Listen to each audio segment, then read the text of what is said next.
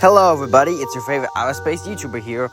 So, people occasionally like to talk about underrated games, and that's fair because a lot of them are kind of underrated. That they should have been more popular than they were for one reason or another. And I decided to throw my hat in the ring for that contest, or just design idea, with a little game called Scurge Hive for the DS and Nintendo Game Boy. For context, I'm kind of talking about the DS version than any other version, just in case anyone's curious. But that's beyond the point.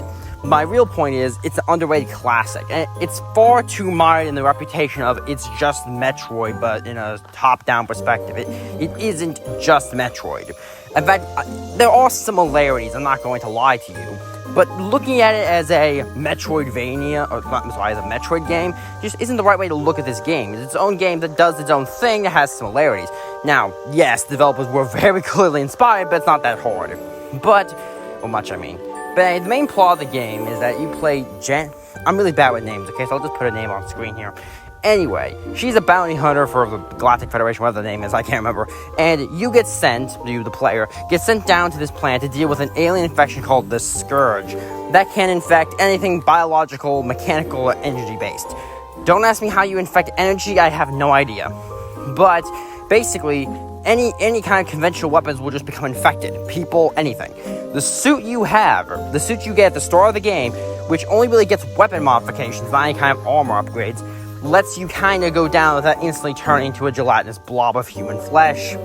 Small problem, though, it doesn't actually stop the infection. And I'll turn to that in a little bit. But it is the basic prep, that is the story of the game. Go around, try to find a way to stop the Scurge. You do this by reactivating teleporters, finding monsters, and finding key cards to open doors. Pretty simple stuff. But it is really fun.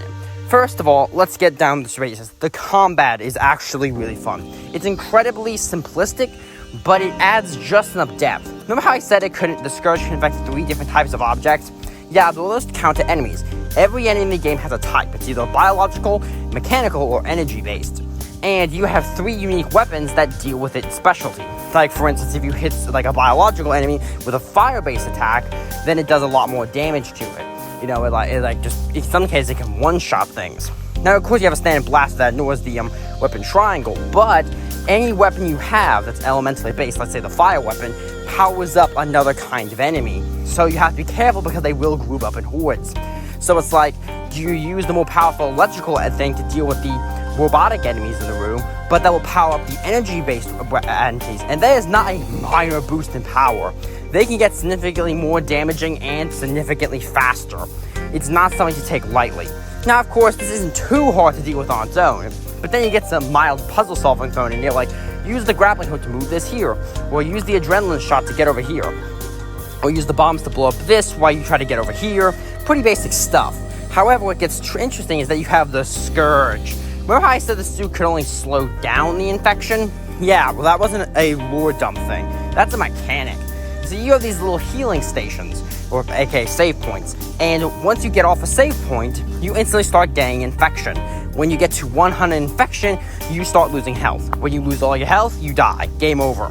And the only way to get rid of infection, pretty much, is to go to one of those save points. So it does kind of put the game on a timer, but it's not a strict timer like, oh, you have 2 minutes before blah blah blah.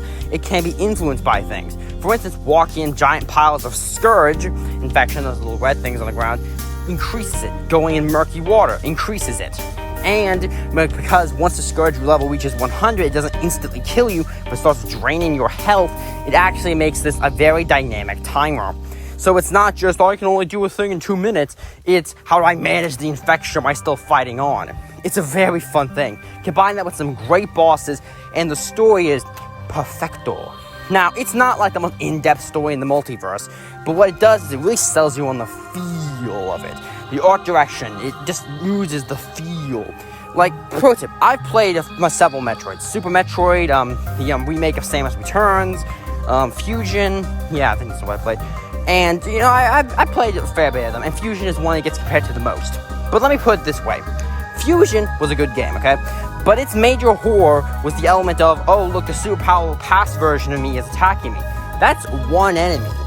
Imagine the entire world being scary. Because Samus doesn't have to worry about her getting infected again, because she's part Metroid. And it doesn't even have a body horror element too much, at least, because despite her whole fears of what she become, at the end of the day, you know, she still gets to go home in a nice little bikini and live her life. Janice here, she doesn't get that. Her ending is after saving the entire universe, pretty much, from the Scurge infection, fighting a giant thing, literally wearing the face of a person who helped her across the entire way, mocking her with his dead face that she couldn't save.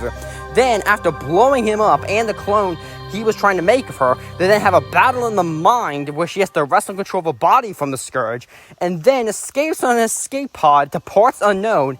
And it's like, just look at this. You can't compare this. It's like, honestly, Scurge Hive has a happy ending, and the music at the end just accentuates the feeling. Like, I'll try to play it here, but like, it does not skimp out. It manages to blend the horror and the excitement of it all together. And the epilogue saying of how no one's found Janice, no one knows where she is, and we're sending the strike team down. And like, it's just perfect. The game really sells you on it. It is an incredibly fun game. And pro tip, I usually don't go for 100 complete runs. I don't beat the game on every difficulty or do that kind of stuff very often. This is one of the few games I have 100% completed. And I think it's worth it. You unlock stuff, basic stuff, like, oh, well, now you can change the character skin, which is pretty fun. You also unlock boss rush mode, which is also pretty fun. But if you beat the game on hard difficulty, then you unlock insanity difficulty, which is a noticeable bump and challenge. However, if you then go back and like you beat on insanity, beat the entire game on insanity, you then unlock the Super Blaster, this powerful endgame weapon they only give you at the very end of the game. You just get from the start, because you've already beat the game. You beat every challenge the game could throw at you. Let's let you have the overpowered toys. And it's just perfecto. And I really love the main character in this game. I mean, I know some people call her the sparky redhead version of Samus, and I can't entirely deny that. She's definitely, in some extent, a bit of a redhead. But you have to admire her. She's a fun character. She pulls off the I've done this a million times before kind of stick. Though not with the Scurge, obviously, just different things.